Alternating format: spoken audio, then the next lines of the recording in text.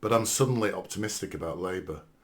I had a look at, after they won, I had a look at their immigration policy. Yeah. And their immigration policy has 3 major points on it. Yeah. Because I really think immigration is the biggest issue we are facing in this country at the moment. Yeah. I mean, we'll talk later about, have you heard of Joey Barton? Yeah. He's a footballer, but he has a little podcast. I don't know if you've actually talked to him or spent time with him. I'll talk about a podcast, but he was talking about immigration with Rafe, the guy from... New Culture Forward, Mandel Coup. Yeah. He's got a great name. It's a Hungarian name. Yeah. So immigration, these are the 3 points on immigration that they want to do. They want to boost Britain's skills by joining up Whitehall systems. It's a bit boring, this, blah, blah, blah. 2, reform the points-based immigration system, bringing down migration. That's the second. Point 3, new powers to ban hiring from overseas for employers and recruitment agencies who break employment law. So they've actually addressed immigration in their manifesto. But when I've been watching Keir Starmer, Rachel Reeves, and hearing them speak, and one thing that occurred to me is Scotland is now Labour again. So the SNP were white out in Scotland. So the majority party in Scotland is Labour, and the Scottish government is Labour. The majority partner in in Wales is Labour. So we now have 3 countries in the Great Britain that are all aligned politically, whereas for the past 14 years we haven't had that.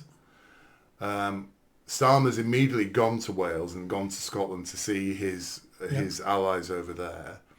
I'm getting a real sense of kind of unification.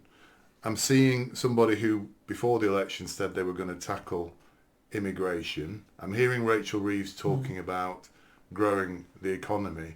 And I'm thinking they are basically two cheeks of the same arse in that they are similar Tories, but they're an aligned party now in Great Britain rather than a misaligned party under attack. They've got the support of the media, the mainstream media, because they're all left-wing progressives.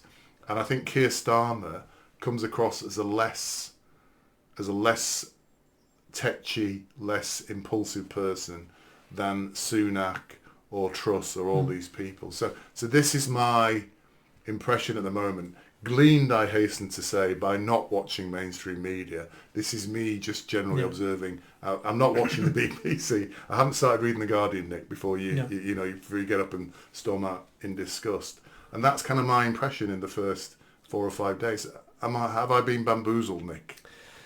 No. I didn't write an article on this, but I discussed it the other day online. What you're basically doing is you're hoping for the success of the Labour Party because they're running the country. Only a fool would wish their government to fail because that impacts everybody in the country.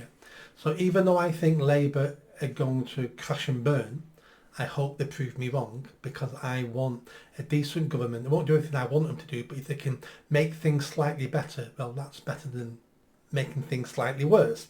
So I wish Keir Starmer and the Labour government all the luck in the world that things don't derail them, and I hope they do some good things. And I think that's where you're at the moment. You're giving them the benefit of doubt because it's over now. The election's over. We're stuck with them for up to 5 years. And like I said, only a fool would want their government to fail. Going on from that, words are very easy. So everything they've said in that manifesto there would be almost word for word what the Tories were saying. The Tories had 14 years to do any of that. Did they do any of it? No, they didn't.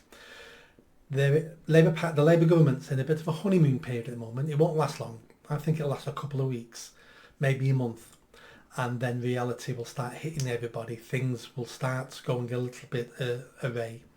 And then we will see how they handle that then. But can they reduce mass immigration? Well, not only is it difficult to do it, most of their supporters don't want them to do it. Most of their hardcore MPs don't want them to do it find it racist, find it xenophobic, find it some sort of colonial punishment for us. So therefore we need to take more of immigrants. So, well, can I shock you there? Yeah.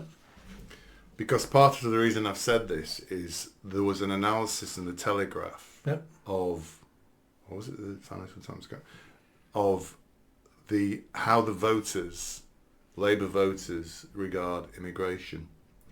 And what it's shown is that 40% of the Labour voters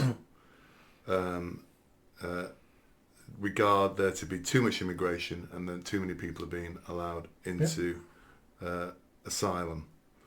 A smaller percentage actually support more migration. And in fact, 41% believe the government is not doing enough to stop channel migrant crossings.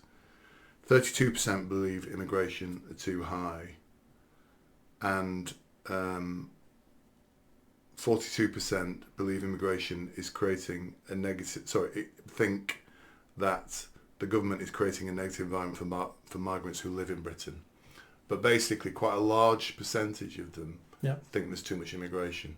So Starmer is aware of these stats. He's aware of these stats. I'm sure he is, and to a certain extent he doesn't care about them because they're just voters.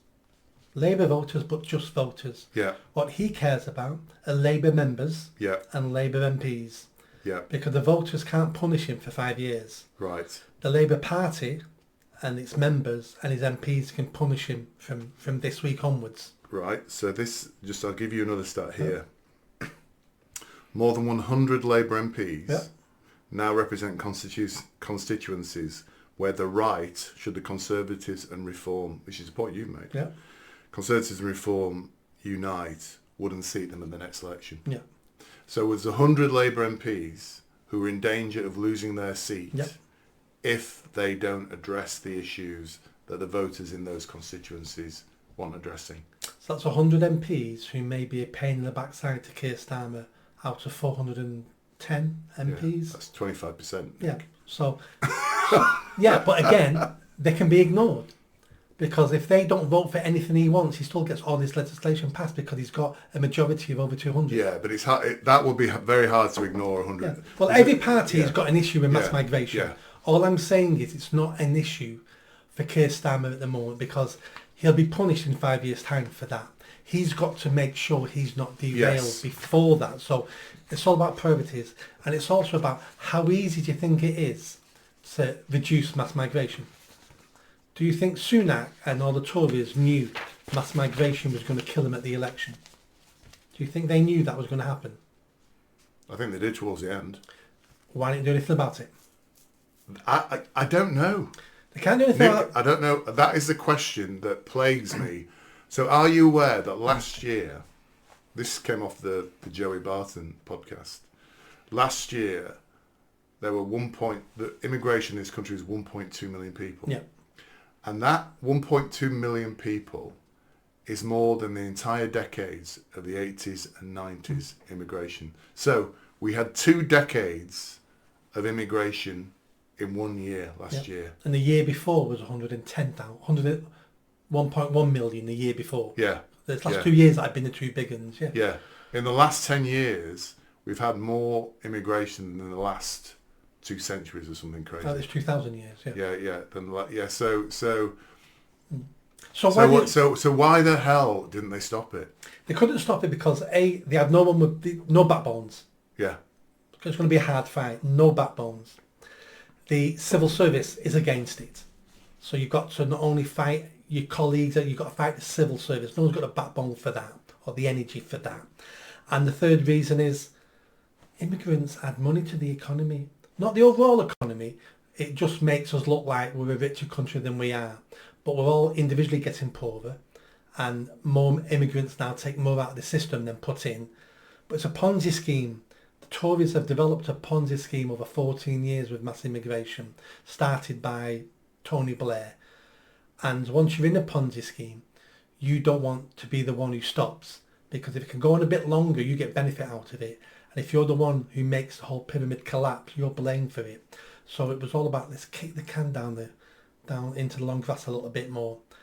They're the three reasons why the Tories never got a grip on it. But I don't think it can be ignored now. It's the biggest. I think it's the biggest political issue in the UK and in Europe now. Oh, absolutely, and it will be addressed over the next decade, but it'll be addressed when it has to be addressed. It won't be addressed now. The Labour Party will not address it.